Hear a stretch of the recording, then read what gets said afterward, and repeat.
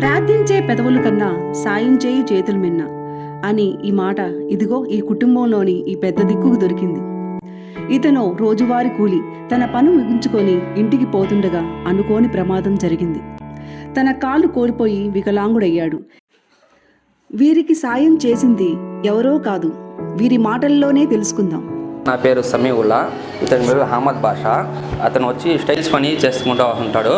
సాయంత్రం నైట్ బండి పని అయిపోగానే ఇంటికి వస్తుంటే ఆర్టీసీ బస్సు అది వచ్చినప్పుడు మన కళ్ళల్లో బ్రేక్నెస్ వైట్ లైట్ పడి ఇతని కళ్ళు కనబడకుండా సిడ్ అయి పడిపోతే రోడ్డు మీద వెనకనిచ్చి బ్లోరా వాహనం ఎక్కేసిన కాళ్ళ మీద 2 కాళ్ళు డ్యామేజ్ అయినాయి.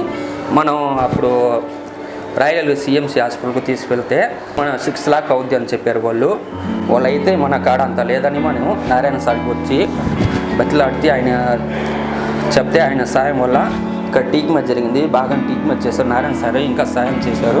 తగిన మనకు సొమ్మత లేక మనం వాళ్ళకి బతిమాలుకున్నాము. అయినా మన కాడ లేదు. మామూలుగా సాధారణ ఎత్తి అతని కార్యకర్త కాదు, ఒక పార్టీ పొలిటీషియన్ కూడా కాదు. మామూలు ఎత్తికి ఇంత చేశారు సాయము ఆయన నారాయణ సారు. ఆయన దయవల్ల ఇప్పటికి ఈ అబ్బాయి బాగా కోలుకున్నాడు. మనం ఈరోజు డిశ్చార్జ్ అవుతున్నాం. ఇంకా నారాయణ సార్కి చాలా నమస్కారాలు చేస్తున్నాం. మనం వాళ్ళ భార్య పక్కన ఆమె, వాళ్ళ అక్క చెల్లి అందరు ఉన్నారు. వాళ్ళు అందరు ఈరోజు మనం డిశ్చార్జ్ అవుతున్నాం సార్.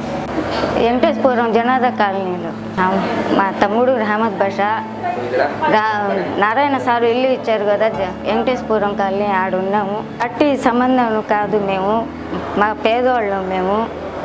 మా నారాయణ సారు ఇల్లు ఇస్తే ఆడున్నాము వెంకటేశ్వరం కాలనీ. మా పేదవాళ్ళం, మేము డబ్బులు కూడా పెట్టుకోలేదు. నారాయణ సారే సాయం చేశారు. మా తమ్ముడికి యాక్సిడెంట్ అయితే